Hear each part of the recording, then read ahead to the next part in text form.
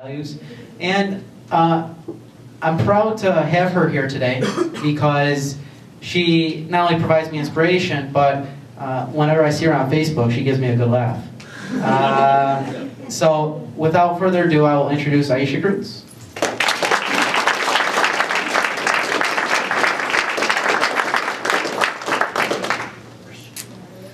All right, thank you so much, Christian. As he said, my name is Chaplain Ayesha Kreutz. I am the president of the Frederick Douglass Foundation of New York.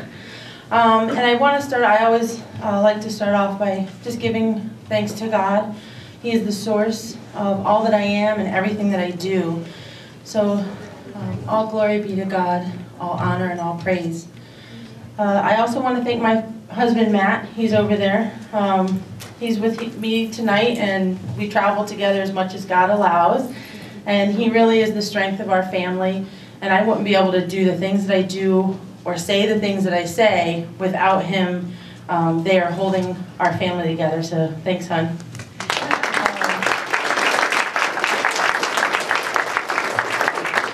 Are there any veterans that are here tonight? If there are, if you could please stand. And if we could just give them a round of applause.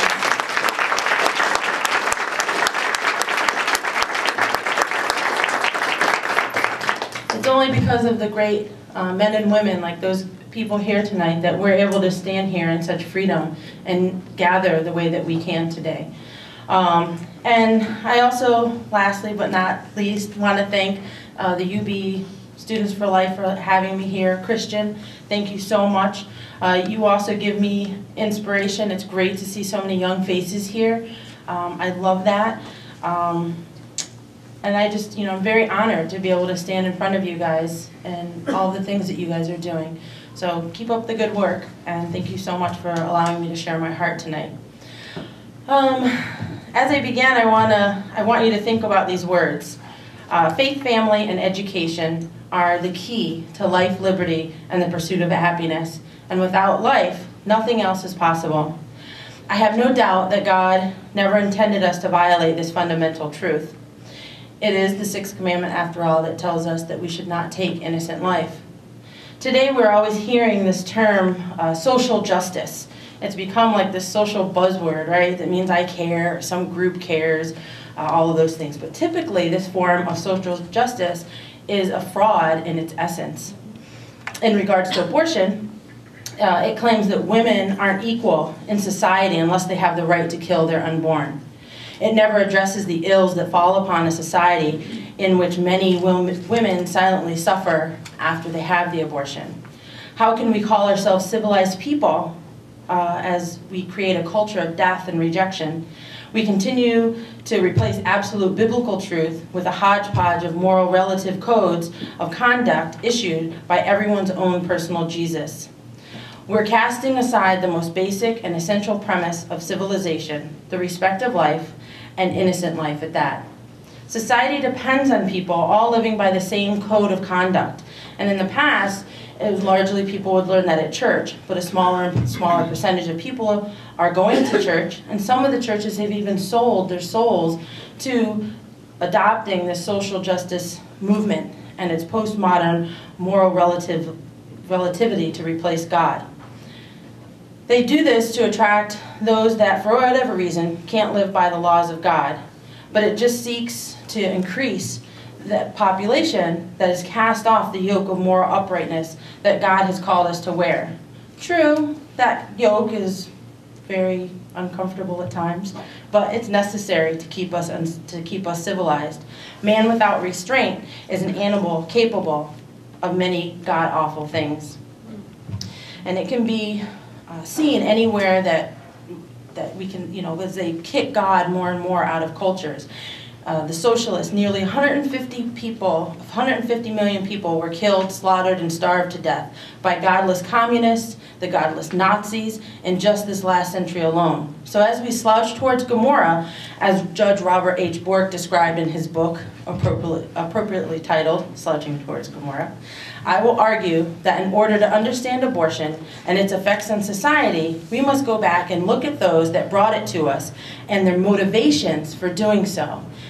And that's what I'm going to be talking about tonight. We all know that Roe v. Wade was decided in 1973, but we need to look at what happened before 1973 to understand what makes a society turn on itself and despise itself so much that it allows its government to legalize the killing of the unborn. Directly before the decision, we had the 1960s. In the 60s, the huge baby boomer generation mixed hormones with psychedelic drugs, rock and roll, rebellion, and a healthy dose of boredom. And as Judge Bork writes, boredom is a much underrated emotion. The young, especially the very intelligent and vigorous, who have not yet found a path in life, are particularly susceptible to boredom's relentless ache. It is an emotion that is dangerous for the individual and for society because a lot of the cures are antisocial. Alcohol, narcotics, cruelty, pornography, violence, zealotry in a political cause, and many of the 60s generation shopped that list. Gerald Howard wrote, "Rock and roll, a raw and powerful form of music, crystallized all the youth's dynamicism and hypersexuality on the loose. The Pied Piper's tune of the new freedoms," an apt metaphor. I've read that the historical Pied Piper led children into the forest where he massacred and dismembered them. Todd Gitlin, once a leader in SDS, the Students for Democratic Society, stressed many of the factors that shaping his generation, and adds another, the rock bottom fact that life ends. And to adolescents without religious beliefs, that realization can be devastating. Radical politics can then become a substitute for a religion, a way to seek meaning in life, and even, one can hope, a form of immorality. To lead or to be part of a movement that changes the world is perhaps to be remembered forever. And for many, modern liberalism is a religion. Judge Bork was previously famous for being denied his appointment seat on the Supreme Court for the simple reason that he was unashamedly pro-life. I know that excerpt was long, but I think we have to look at what happened in the society in the 60s to understand how society got to the point where we've killed 50 million unborn babies and we call it a choice. The baby boomer generation was quite affluent compared to their parents who lived through the Depression. With affluency comes boredom, and with boredom comes all the temptations and the consequence of those temptations that would necessitate a need for a law to decriminalize the killing of the inconvenient unborn child. It's funny, very often I run into baby boomers who find themselves curiously inquisitive as to how I could be so conservative. And I remind them that I was born into a more conservative generation. I saw firsthand the social derangement that the 60s generation unleashed on our society. The widespread family breakdown was an inevitable consequence of their generation's efforts to create a world without consequence. When your personal Jesus continues to tell you to relax about any violation of the biblical code that your parents had taught you to follow, then eventually there are no violations worth worrying about, not even killing an unborn child in the womb. That right there is a consequence of a huge generation of youngsters seeking to cure their boredom without allowing the trip to end with inconvenient occurrences that, in previous generations, might have signaled the end of youth. It's true, while many of the baby boomers did grow up, many still haven't. Some of them that haven't grown up are running our country today. The quest for a conscience-free life has led them to adopt radical politics that are based on a code of conduct that finds itself fully in disagreement with the biblical code our Creator left us with. The sad thing is, many have had abortions themselves. Personally, I've had more than one, and I can attest that having an abortion changes you. Too often it changes you in ways you don't expect, and usually in ways you don't want it to. Without God and the forgiveness that Jesus Christ gives us, these changes can be devastating. We very often see the radical feminists spewing hatred at pro-lifers as if they were speaking in tongues from the devil himself. But that is how having an abortion changes you. If you can't come to any peace within by accepting the grace of God and His forgiveness, you are stuck inside a body whose womb is the place of a horrendous act that has taken place. That baby is gone, but the death womb isn't. It's right there with you every minute of your life. Post-abortive syndrome is not a pleasant experience, and for those who haven't accepted God's forgiveness, there is a need to lash out at those who remind you of the horrible thing that happened in your womb. There is sometimes a need to give that experience you've had to others by encouraging them to do the same thing. Misery loves company. We as pro-lifers must be aware of this. We must be sympathetic to this fact. It's easy to despise those that push and encourage abortion, but it's also easy to ignore the fact that you don't know what's going on in their heads. As a person, as a chaplain, I try and keep that in mind. It's easier to reach out to those in need by reminding them that I was once someone who is like they are right now. What they hate more than anything is judgment. But really it's not trying to escape your judgment as it is they're trying to escape their own self-judgment. This is hard to explain to someone who can't figure out how to deal with the emotions they have coming out of them due to an abortion. It was supposed to be no big deal. Before they had it, they were assured it was nothing more than a blob. But afterwards, they realize there's something missing. They can't always figure out what it is, but they do realize that they were lied to. And they struggle with as they struggle with their conscience that is trying to convince them that they actually killed a baby. I fully believe that the reason we have a conscience is because the Word of God was imprinted on our souls at conception.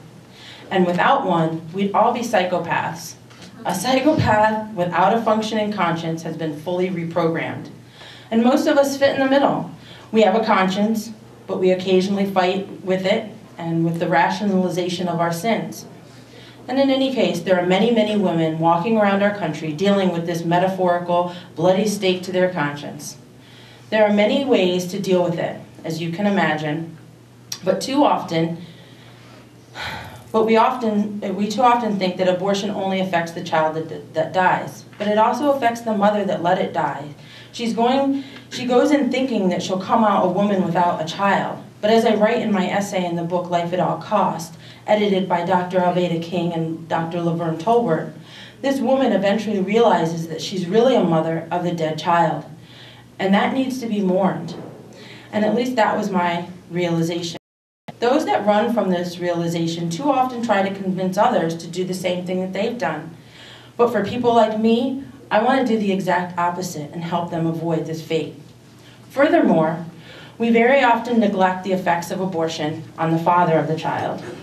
While he may not experience the same physical disconnect of losing a child, as the mother might have, there's still a post-abortive syndrome that goes along with that. Men suffer a little more quietly with their emotions. And with that in mind, we must be sensitive to this as we try to help society cure itself of this self-destructive social plague that has left over 50 million Americans without life. Now, I don't in any way want to insinuate that I believe abortion was created by the baby boomer generation.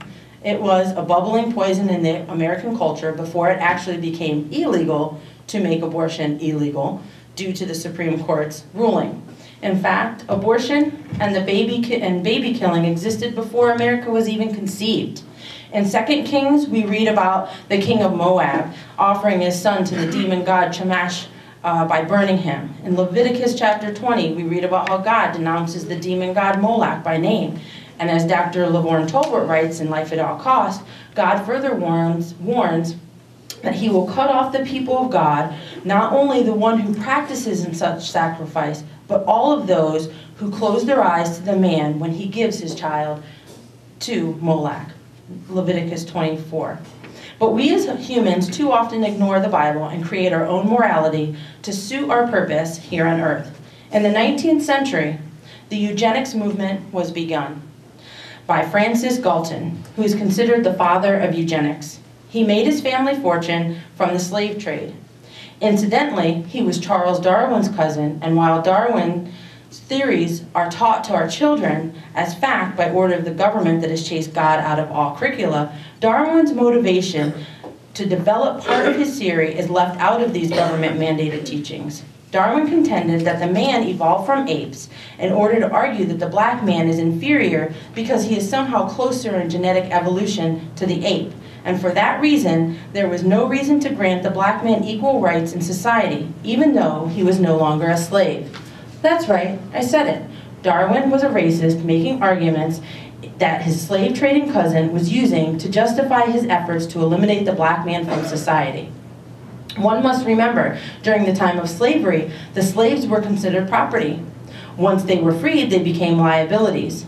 And for those with money and wealth, that meant their incomes would be used to take care of the freed blacks who weren't capable of functioning economically in a society that discriminated against them. Upon being freed from slavery, they didn't all of a sudden learn how to read.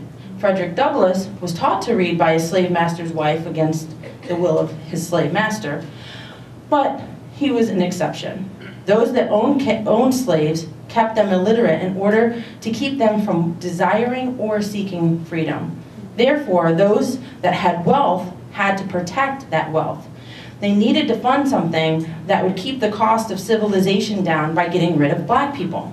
Along came Margaret Sanger, her birth control review, and the American Birth Control League, which later changed its name to Planned Parenthood to further hide its original intent. You see, Margaret Sanger didn't want to say outright, hey, we eugenicists want to kill blacks.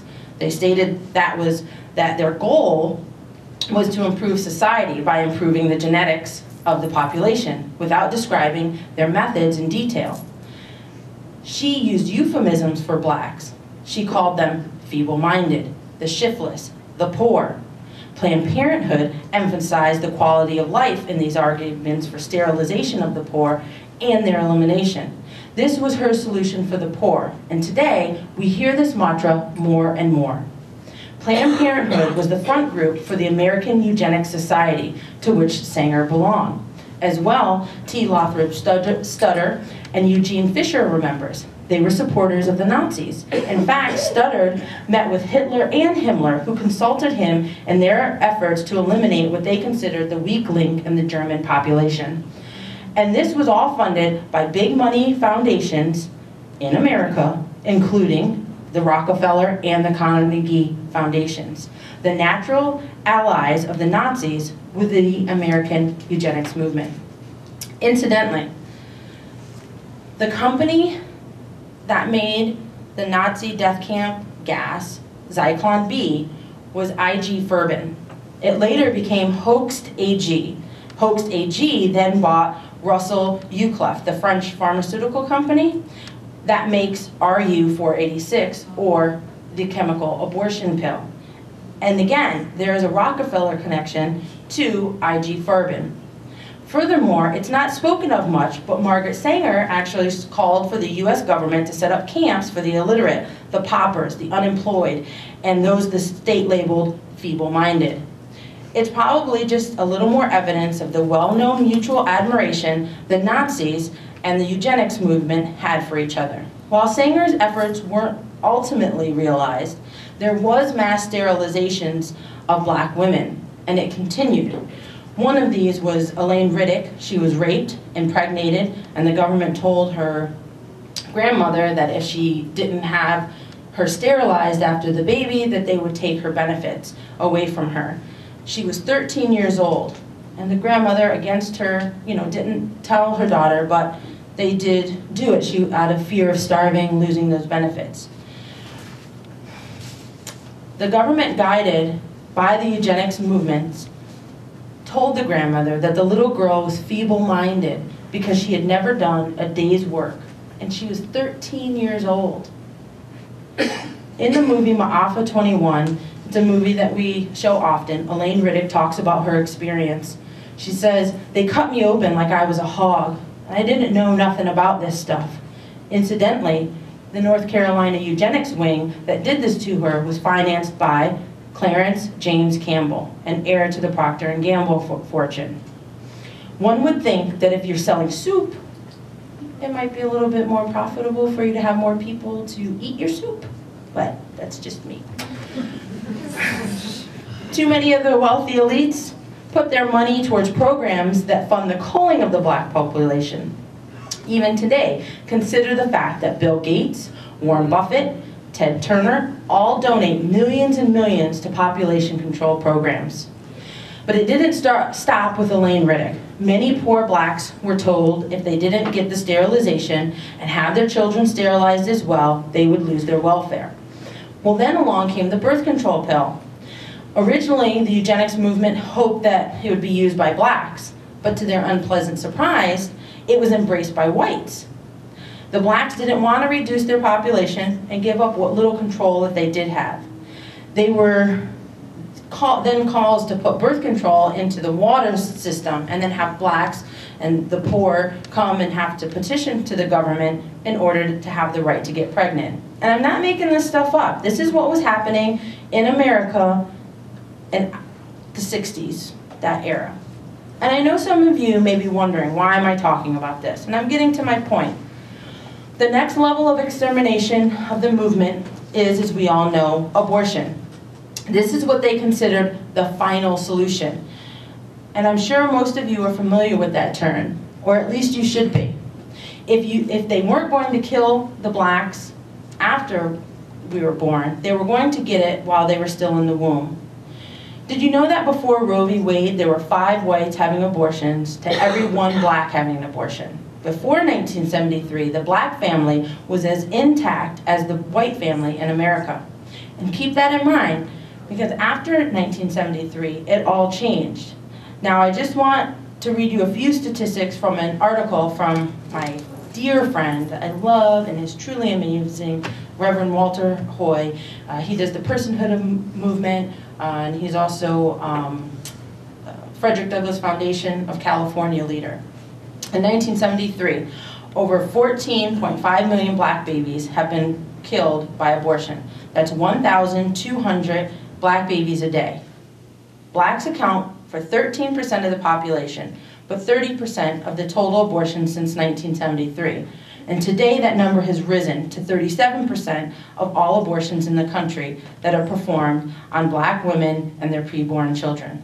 Abortion alone accounts for 3 times more death in our community than HIV/AIDS, violent crimes, accidents, cancer, and heart disease combined. I cannot wait. My people are dying. According to the Alan Guttmeicher Institute, the research arm of the Planned Parenthood, black women are nearly 5 times as likely as non-Hispanic women to have an abortion. My people are dying. Also, according to the Guttmeicher Institute, since 1973, more black babies have been killed by abortion than the total number of black Americans killed from all other combined causes. My people are dying. These numbers are no surprise considering that 60% of all Planned Parenthoods are strategically located in black communities. Our people are dying. Today, for every 100 black babies born alive, there are another 77 black babies killed by abortion. I cannot wait. Our people are dying. According to the Tuskegee Institute, between 1882 and 1968, 3,446 Negroes were lynched by the KKK in the U.S. Today, abortion in the black community kills more black Americans in less than 3 days than the Ku Klux Klan could kill in 86 years. Did you hear that last stat? Planned Parenthood kills more blacks in 3 days than the KKK managed to do in 86 years. In New York City, for every 1,000 black babies born to teens, 1,686 are aborted. And for blacks of all ages, for every 1,000 live births, there are 1,288 aborted. In other words, people are dying. And to paraphrase Reverend Johnny Hunter and many other black pro-life leaders, the most dangerous place for a black baby is in his mother's womb. This overt racism behind the drive to cull black people in the womb didn't just disappear when Bill Clinton became president and the black liberals loved him because he plays saxophone, loves fried foods, and cheats on his wife. Nope. One of his Supreme Court appointments, Justice Ruth Bader Ginsburg, said in 2009 in a New York Times interview, quote, Frankly, I thought that at the time Roe was decided, there was concern about population growth, and particularly growth in the population we don't want to have too many of. Our Supreme Court Justice sober description of abortion as a tool to eliminate people from society that society doesn't want is eerie similar to Margaret Sanger's description of weeds, or to pull the weeds, meaning black people, from society. So Sanger went to the pastors in the black church and convinced them to be frontmen for the eugenics movement. Soon you'd hear them give pro-eugenics sermons. With Rockefeller money, they formed the RCAR, or the Religious Coalition of Abortion Rights. The name was changed in 1993 to the Religious Coalition of Reproductive Choice. The dean of the historical black college, Howard University's Divinity School, is the chairman of the board. If you go to their website, they've got articles demanding that FDF member and niece of Reverend Martin Luther King Jr.'s Alveda King, which is his niece, cease calling abortion genocide. They have another article calling it a racist campaign against women of color. Think about that. If you say something like, black women shouldn't kill their babies, they call you a racist, even if you're black. How does Satan whip up logic like that with a straight face? Did you know that in the early days of abortion, before blacks were killing themselves in brown buildings with tinted glass that prevents the outside world from seeing what's going on, so-called civil rights people like Jesse Jackson were pro-life? The Nation of Islam, the Black Panthers, they were all pro-life. But then that Rockefeller money started to flow like the oil that made it, and these leaders committed treason on their own people. They sold us out. And look at the shape of the black family in America today. But it's not just here in America. The United Nations actually refuses to contribute aid to nations that are in need after a natural disaster unless they approve birth control and abortion. When doctors go to clinics to set up in these nations, the supply rooms have tons of medicine and equipment for birth control and abortion, but nothing that will help actually deliver a baby. This is what our international aid dollars are funding. It's easier to feed the needy when there are a lot fewer needy mouths to feed.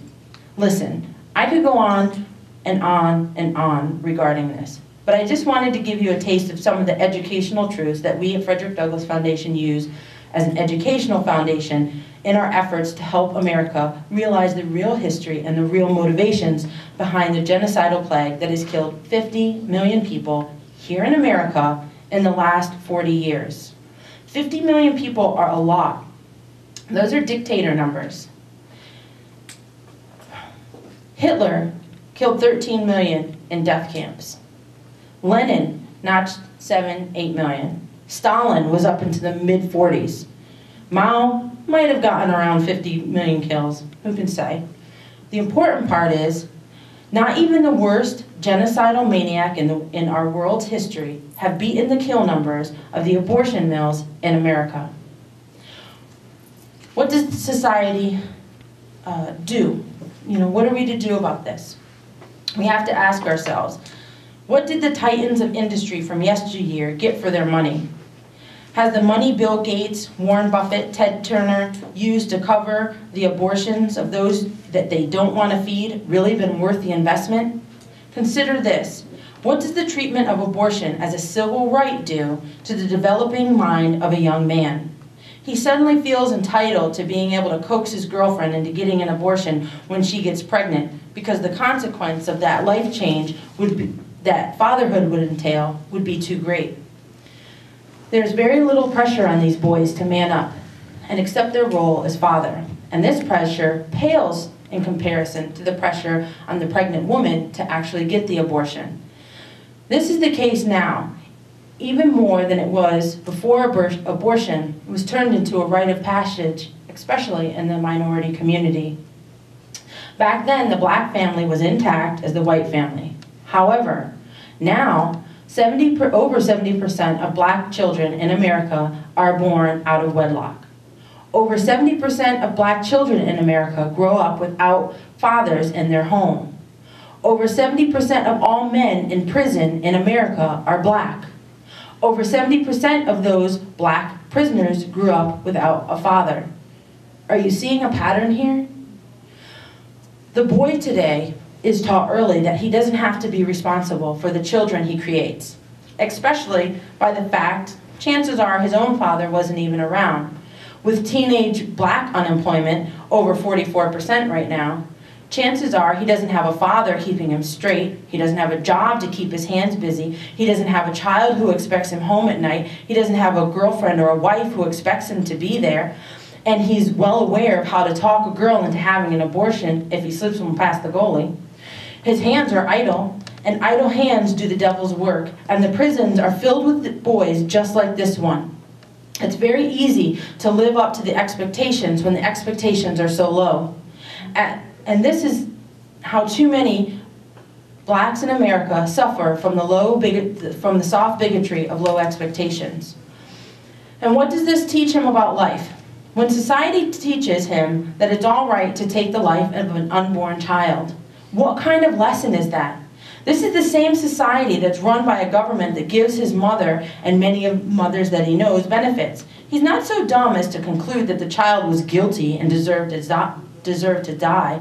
However, in a world full of angst, hormones, and drugs and alcohol to help soothe the boredom that Judge Robert Bork wrote of, he might find it a little bit easier to kill someone who isn't so innocent as an unborn baby who has never sinned as an unborn baby has. Pop, pop, pop, there goes another one of our boys. And it might be over a nice pair of sneakers. That's where this ideology of being pro-death leads us. A society filled with bored and unemployed boys with idle hands and a reprogrammed sense of morality. And I could mention the lack of education, but ultimately, the mass lack of interest in getting an education is a result of a society that has such low expectations to begin with. Why bother learning to read when the government will clean up all of your messes anyway? We are all imprinted with the biblical knowledge of right and wrong. And I can't prove that, but that is what faith is for. The welfare state, built around the ceremony of abortion, seeks to reprogram that knowledge. It's in very unbiblical ways. Think about a single mother who has so many kids that she doesn't have time to work.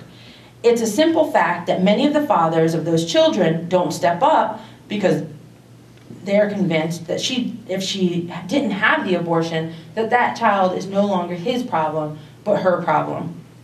Then she takes the responsibility to care for the children and too often doesn't have the money to afford the family that she has. And in other words, she needs benefits. And those government checks are the most solid source of income that she's ever had. But if she meets a nice man, wants to get married, ultimately she has to choose between a sure thing in the form of a government check and a man who may not always have a job and can't take care of her the way that check could. In other words, the system that has ensnared people is not a safety net, it's a spider web. It might keep her from falling, but it also works to keep her from getting up. It's a system that takes away her benefits if she does something right, like getting married. It's a system that pays her more if she has another child out of wedlock. The system rewards wrong behavior and punishes right behavior. And those definitions of right and wrong are right there in our Bible. And that's why this welfare state is so unbiblical. It rots from the top to the bottom. And abortion is the holy communion of ceremonial rites inside this rotten system. Sacrifice your baby on the altar of Planned Parenthood and we'll give you everything you need to do it. And I don't care what color you are, how wealthy you are, how religious you are. This affects us all. Society will cave in upon itself without the foundation of marriage and family holding it up.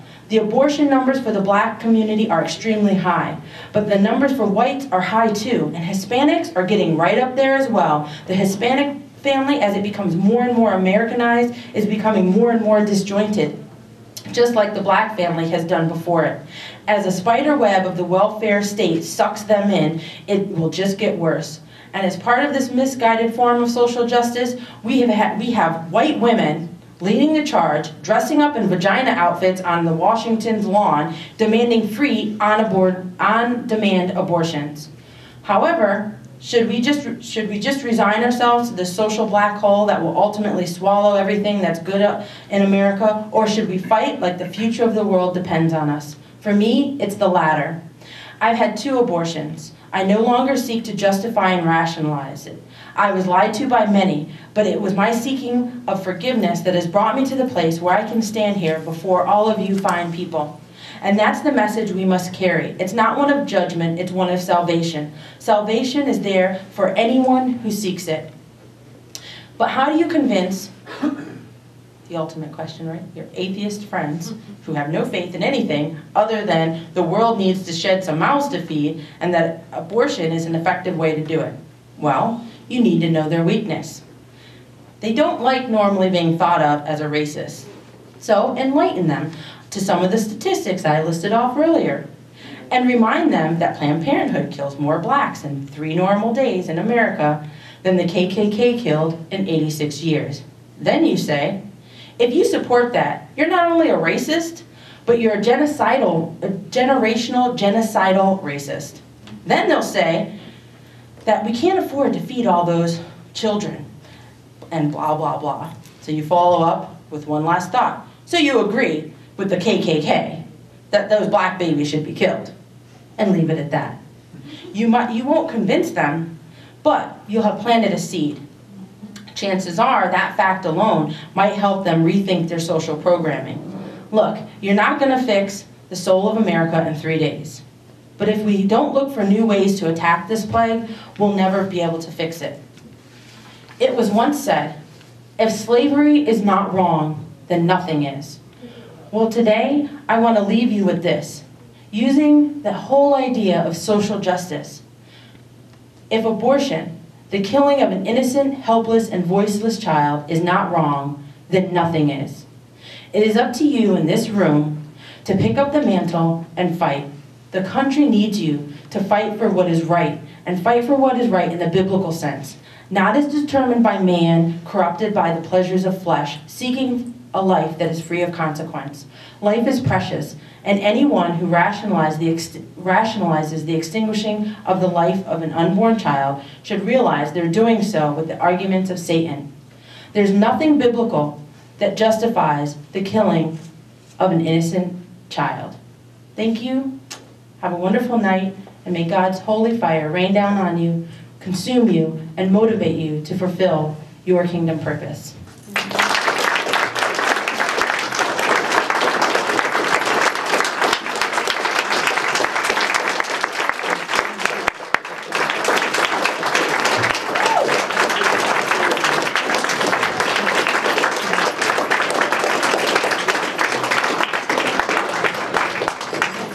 That was pretty mind-blowing. As we wrap up this evening, a few quick things. I thank you guys for really coming out here tonight and supporting us financially. This is our hugest fundraiser, and without your help, we could not be where we are today. So thank you for buying the tickets. Thank you for buying the 50-50. That all means the most. Thank you, Ayesha, for coming out and just, you said, because you have to go through us, the Student Association. I'm thinking, okay, let's try it. Maybe you can get us a cheaper price. Said, okay, but then you have to go through our travel agent.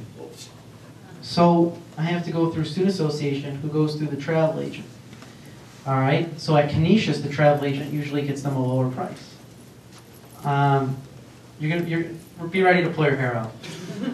They said that we can't go with the $60. The travel agent is making us pay $140. What? $140. We talk about economic freedom, we talk about choice, and we talk about, you know, some freedom principles that, you know, I certainly believe in. I think my club, and certainly UB Conservatives, believes in. Where's the freedom in that? So we can't even find our own price and go with that. So I'm asking you today, because like we have to go on our own dime now for $60, but the club had enough money to pay for the kids that are going. I'm asking you today if each of you chip in $5, and if each of you do $4 or $5, that will pay our way there and back without having to go through the absurdity of big government, red tape, and complete nonsense. $5. I feel like I'm on one of those commercials. 17 cents a day, and you'll give a, yeah. Christian Children's Fund. A child in need. So we have 4 kids right now that want to go to March for Life, that want to bring back the award of best club in the nation. But essays in our way, of course, student association and big government. So do what's on your heart. But I just ask $3, $4, $5, and you can get us there. And it's that simple. And it's that simple. It makes me just absolutely gape at these people that we're as ridiculous, that they want us to go through this ridiculous process. 100, yeah, you can put in the envelopes. $140 per person for a one-way to DC trip that costs $60. Unbelievable. So that's what I'm going to leave you with, that story. Again, I'd love to get pictures with some of you, say goodbye. I just can't thank you guys enough for all of your support. I want to give you our email, UB4Life, UB4FOR life @gmail.com, and that's where we have our community members list, where we get the emails out to you guys of all our weekly and monthly activities. And if you want to leave a donation in the envelopes, that'd be great. So again, I thank you guys, each and every single one of you, for coming out. God bless you, and I'll see you next year, and I hope to see you around the community. Thank you.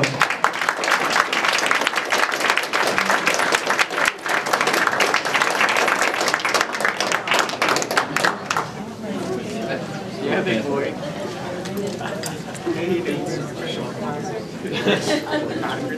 President. You can just leave it there. Oh, okay.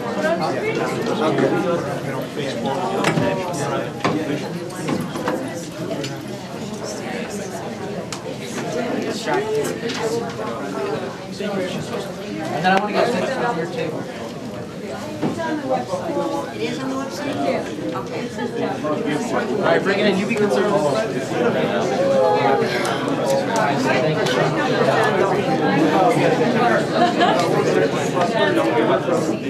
Oh, yeah.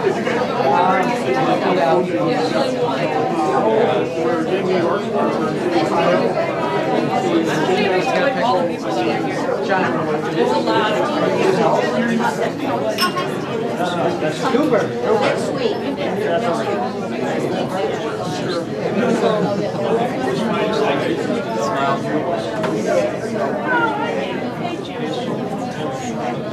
I gotta get my pro-life. You want to try taking it? I got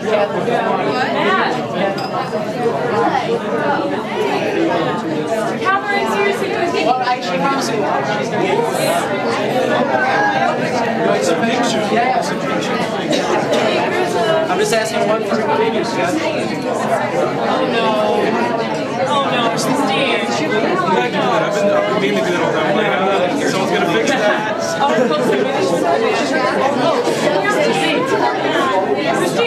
Seems the only one recognized I think we should just keep I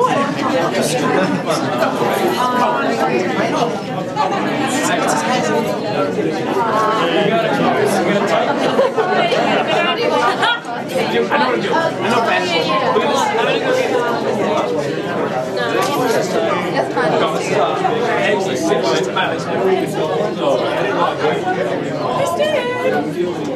That's yeah, when you have a second, can we just do a signature thing? We just go inside this Christian. Yeah, it is. Christine, you have to get our picture ready. You're gonna get more pictures? I don't know how late the airport is open till. It's not, I mean, Like 10, so I don't think that people are. I think so, because I thought it was a small airport, they are very close to Yeah, I actually had to wear makeup today.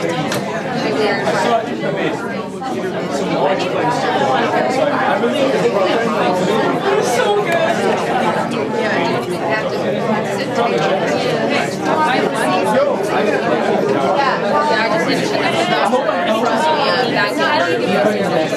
Christian.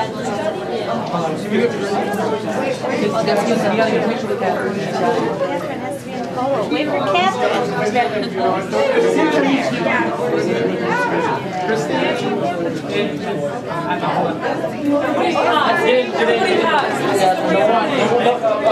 You know it's real when Catherine says.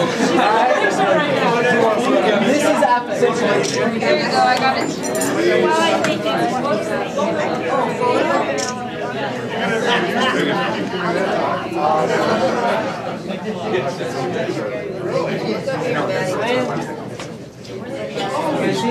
Yep. Alright.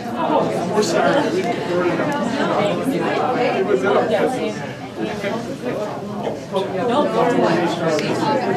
Okay, let me just quickly. As you were telling me. Oh yeah. Not sitting right here. Yes, I see you outside actually on the plane. Yeah. He looks over here, guys. Goes as a baby and was catting me. I hear when the other one. He's so my daughter left calling me. I'm going to They're going to meet my friends from What's so embarrassing. Like, wow. Everyone should read that once we see that he before even I didn't think about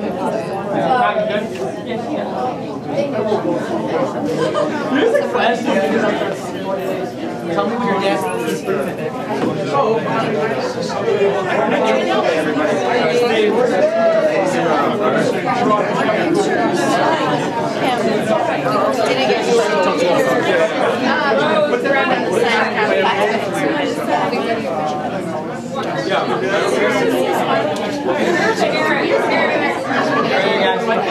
Yeah, can we start with me and then we'll to me, I just walk around campus.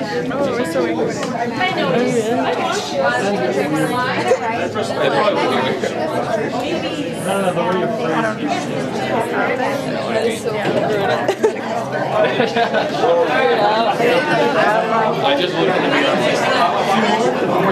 Yep. Do you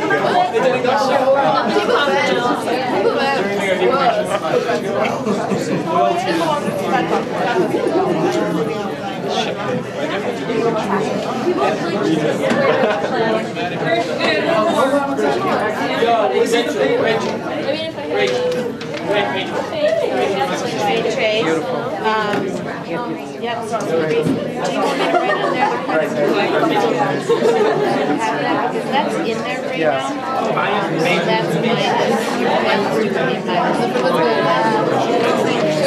Okay, you can just live right here. I'm sorry, I got it. Everything was good. No, that's Definitely my